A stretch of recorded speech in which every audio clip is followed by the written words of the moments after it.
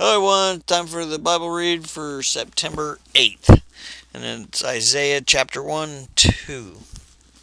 The vision of Isaiah, the son of Amos, which he saw concerning Judah and Jerusalem in the day of Ozaz, Jonathan, Achaz, and Ezekiah, kings of Judah. Hear, O ye heavens, and give ear, O earth, for the Lord hath spoken. I have brought up children and exalted them, but they have despised me. The ox knoweth his owner, and the ass his master's crib. But Israel hath not known me, and my people hath not understood. Woe to the sinful nation of people laden with iniquity, a wicked seed, ungracious children. They have forsaken the Lord. They have blasphemed the Holy One of Israel. They are gone away backwards. For what shall I strike you any more, you that increase transgression? The whole head is sick, and the whole heart is sad. From the sole of the foot unto the top of the head there is no soundness therein. Wounds and bruises and swelling sores.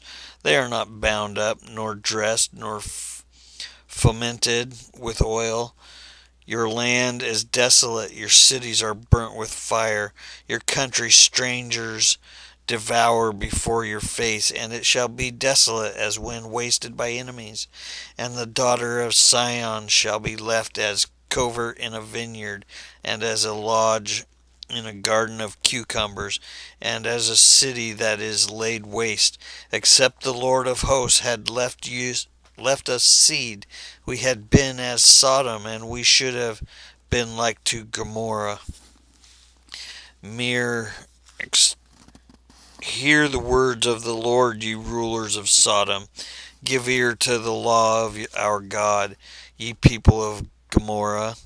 To what purpose do you offer me a multitude of your victims, saith the Lord? I am full, I desire not holocaust of rams, and fat of fatlings, and blood of calves, and lambs of buck goats. When you came to appear before me, who required these things at your hand, that you should walk in my courts? Offer sacrifice no more in vain. Incense is an abomination to me. The new moons and the Sabbaths and other festivals I will not abide. Your assemblies are wicked. My soul hateth your new moons and your solemnities.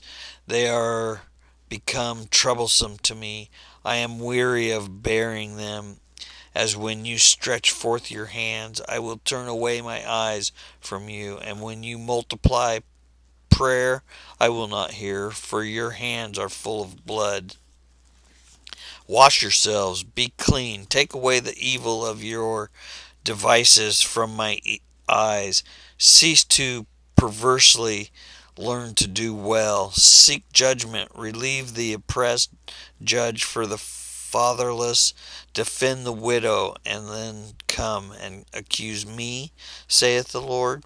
If your sins be as scarlet, they shall be made as white as snow, and if they be red as crimson, they shall be white as wool.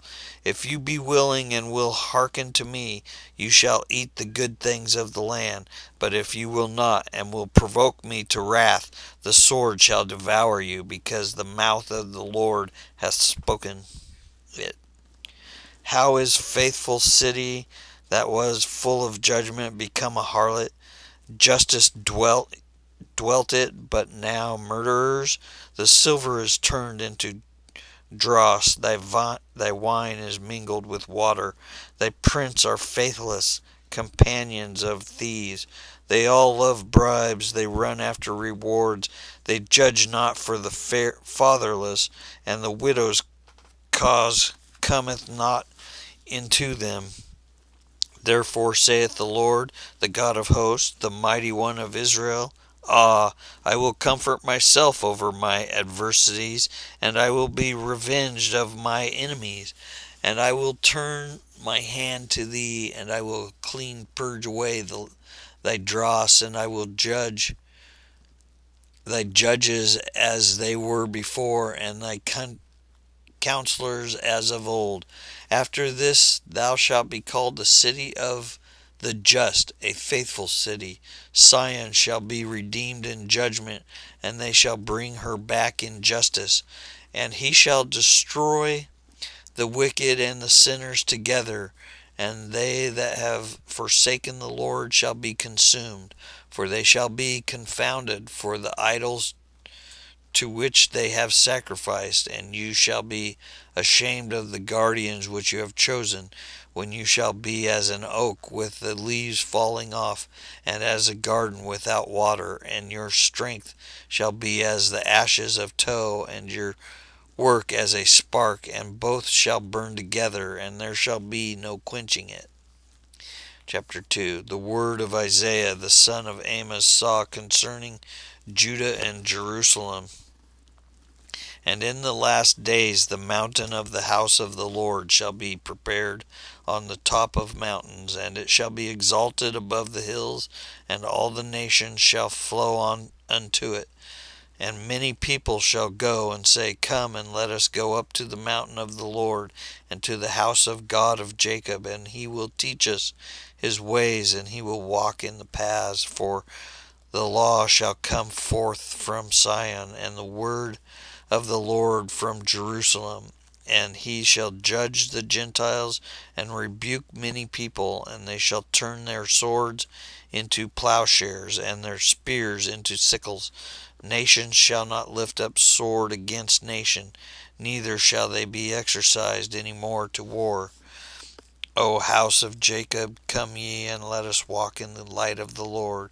For thou hast cast off thy people in the houses of Jacob, because they are filled as in time past, and have had soothsayers as the Philistines, and have adhered to strange children. Their land is filled with silver and gold, and there is no end of their treasures. And their land is filled with the horses, and their chariots are innumerable. Their land is full of idols. They have adored the work of their own hands, which their own fingers have made, and man hath bowed himself down, and man hath been debased. Therefore forgive them not. Enter thou into the rock, and hide thee in the pit from the face of the fear of the Lord, and from the glory of his majesty.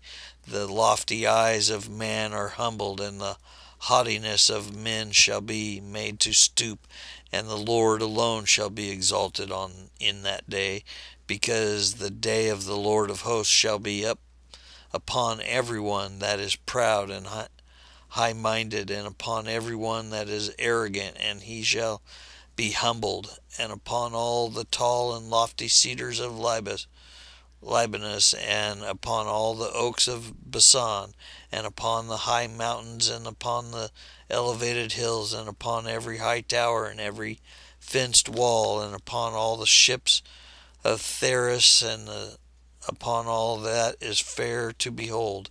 And the loftiness of men shall be bowed down, and the haughtiness of men shall be humbled, and the Lord alone shall be exalted in that day. And idols shall be utterly destroyed, and they shall go into the holes of the rocks, and into the caves of the earth, from the face of the fear of the Lord, and from the glory of his majesty, when he shall rise up to strike the earth. In that day a man shall cast away his idols of silver, and his idols of gold, which he had made for himself to adore moles and bats. And he shall go into the clefts of rocks, and into the holes of stone, from the face of the fear of the Lord, and from the glory of his majesty, when he shall rise up to strike the earth. Cease ye therefore from the man who breath is in his nostrils, for he is reputed high. That's the first part of the read. Whew. The second part is in 2 Corinthians 10.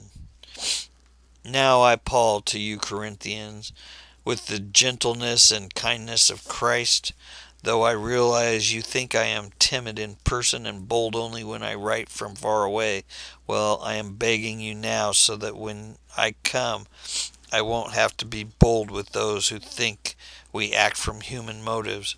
We are human, but we don't wage war as humans do. We use God's mighty weapons, not worldly weapons, to knock down the strongholds of human reasoning and to destroy false arguments. We destroy every proud obstacle that keeps people from knowing God. We capture their rebellious thoughts and teach them to obey Christ. And after you have become fully obedient, we will punish everyone who remains disobedient. Look at the obvious facts. Those who say they belong to Christ must reorganize that we belong to Christ as much as they do. I may seem to be boasting too much about the authority given to us by the Lord, but our authority builds you up. It doesn't tear you down, so I will not be ashamed of using my authority. I am not trying to frighten you by my letters, for some say Paul's letters are demanding and forceful, but in person he is weak and his speeches are worthless. Those people should realize that our actions when we arrive in person will be as forceful as what we say in our letters from far away.